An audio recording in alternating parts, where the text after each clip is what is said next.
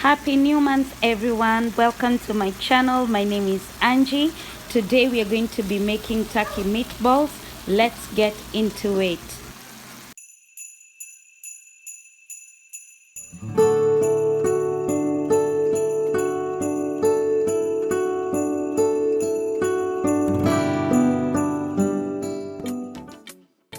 Let's quickly go through our ingredient list. I have 3/4 cup of oatmeal.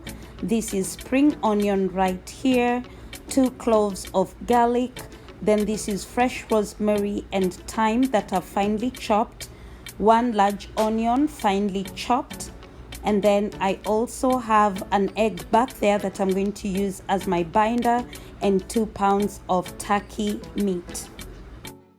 I'll begin by breaking my meat apart a little bit and then add in all those fresh ingredients. That's the garlic, that's the thyme and the rosemary, the spring onion, a little bit of the onion. I thought it was too much, so I ended up not using all of it. And then the oatmeal, I was also adding it gradually as I just mix the meat in. And then also my 1 egg. I also went in with a few cracks of black pepper right there. I'm going to mix that in a little bit. And if you're new to the channel, welcome. And if you're an old-timer, thank you so much for sticking around. Your support for my channel is appreciated. So continue to add in your oatmeal as needed, little by little, until your meat is properly bound up together. I added some salt off camera, then I continued to mix that together until all the spices mix together, and then we're going to set it on the side to let it marinate.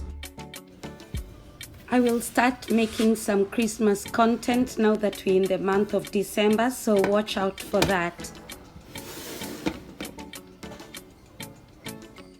So it's been a few minutes now, the meat has been resting, the marination has taken place. I believe all the flavors have now come together. So what I'm doing right here is just forming small meatballs. I don't like very small ones, so these are about medium-sized meatballs. So I'm going to do that and repeat the process until I'm done with all the meat in the bowl. And I know many of you might be wondering why I used oatmeal. I didn't have any breadcrumbs on hand, so I used oatmeal, and it does not alter the flavor of the meat. It's a very good alternative if you don't have any breadcrumbs in the house. So that's it for the meatballs. I'm going to pop them in the oven. My oven is already preheating. It's at 400 degrees, so I'm going to let those cook. As you can see, the top side has already browned a little bit, so I'm going to flip them so that the bottom side can also brown a little bit, and then we are going to cook the meatballs. So over here the meatballs have browned on both sides. I'm going to take them out and put them on a plate, and then we'll begin making the sauce. So for the sauce, I had 3/4 of green bell pepper and red bell pepper each, and then 1 tomato. I blend that together, and then I used the same skillet where I had browned my meatballs in the oven because it has all the juices and the flavors in there. I added my remaining onion that I'd left over from the beginning. So that's it right there. I'm going to let that cook for a few minutes, and then I'm checking whether the heat is on, because cast iron skillets just take a long time to heat. So there you are, it's now good to go. I added 1 cube of garlic ginger paste that I make at home and just threw 1 in there. Let that simmer for a few minutes while I'm turning it a little bit. Feel free to comment down below on the type of content you'd like to see me making in the month of December.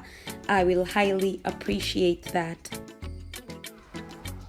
So the onions have browned well enough. I'm going to add in my tomato puree like that, and then add in my spices. I went in with turmeric, paprika, and some Italian seasoning. Stir that up real good.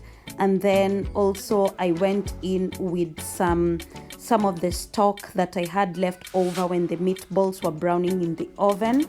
And then cover that up, let it simmer for a few minutes. You can see it's really cooking beautifully. That color is rich because of the turmeric and the paprika. I'm going to stir that real good and then set my lid on the side and begin adding in my meatballs one by one, like so. And then I will just scoop some of the juices and pour them over the meatballs like that. Repeat the process until you put all the meatballs in. I'm going to cover the meatballs for a few minutes so that the sauce can reduce. And as you can see here, it has reduced beautifully. So what I'm going to do is just turn off the stove and then add in some fresh cilantro leaves to garnish. And then that's it. I'm just going to stir the meatballs a little bit so that I can incorporate the cilantro leaves into the sauce a little bit. And then we are going to serve that up. I made some creamy pasta to pair it up with the meatballs.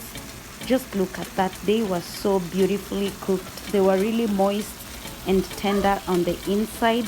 We enjoyed it with some creamy pasta, as you can see over there. And that's it for today, guys. Please like, share, and don't forget to subscribe. Until the next one, bye.